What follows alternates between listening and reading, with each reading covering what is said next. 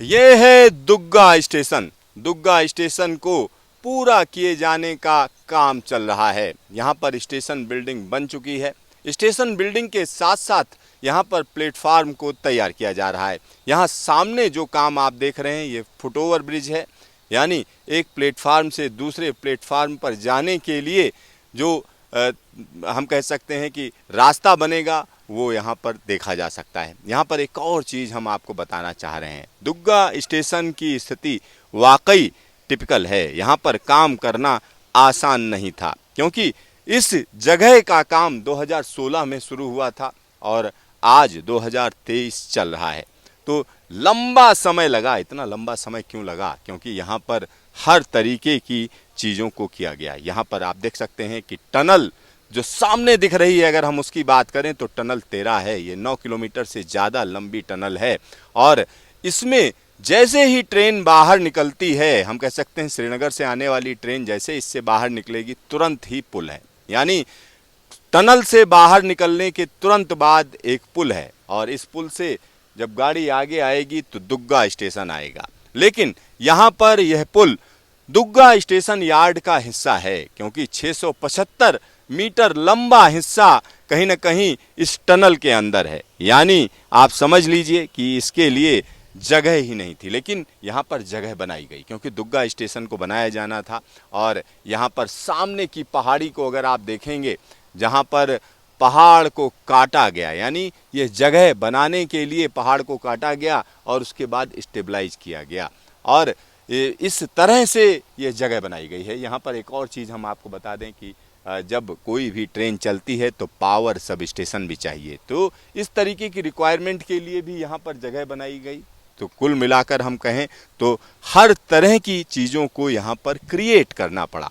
तो यहाँ इस टिपिकल लोकेशन की अगर हम बात करते हैं तो निश्चित तौर पर यह जगह अपने आप में बिल्कुल अलग हो जाती है।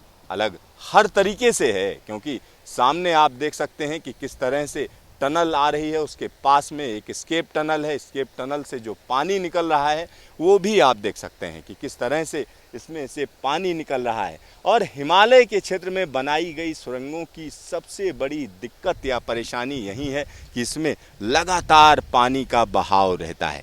तो ये यहाँ पर एक तरीके से चैलेंज भी रहा, जिससे कहीं ना कहीं इंजीनियर्स निपटे।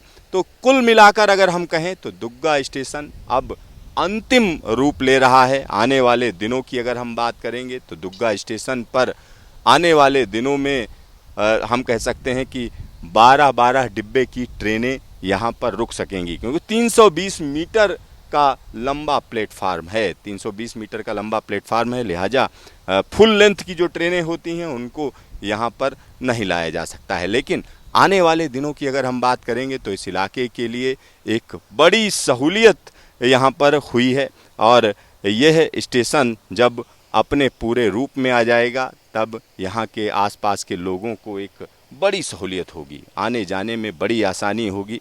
और सबसे बड़ा जो बदलाव होगा वो इस इलाके की कनेक्टिविटी का होगा। इस इलाके की कनेक्टिविटी अच्छी हो जाएगी। और साथ ही साथ यहाँ पर एक और चीज़ मैं आपको बताना चाहता हूँ कि यहाँ अगर दुग्गा की बात करें तो दुग्गा स्टेशन चेनाब ब्रिज के बाद पड़ने वाला स्टेशन है। इसके आगे की अगर हम बात करते हैं तो ये लाइन संगलदान जाती है और संगलदान से यह लाइन बनिहाल चली जाएगी और वहाँ से जब आगे बढ़ेंगे तो सीधा सीधा श्रीनगर पहुँच जाएंगे। तो यहाँ मैं आपको बता दूं कि यह काम रात दिन किया जा रहा है, क्योंकि इसको जल्द से जल्द पूरा किया जाना है। 2016 में शुरू हुआ काम अभी भी नहीं पूरा हुआ, कई लोग सवाल खड़ा करते हैं। तो वाकई यह काम कठिन था, लेकिन अब पूरा होने की कगार पर पहुंच गया है।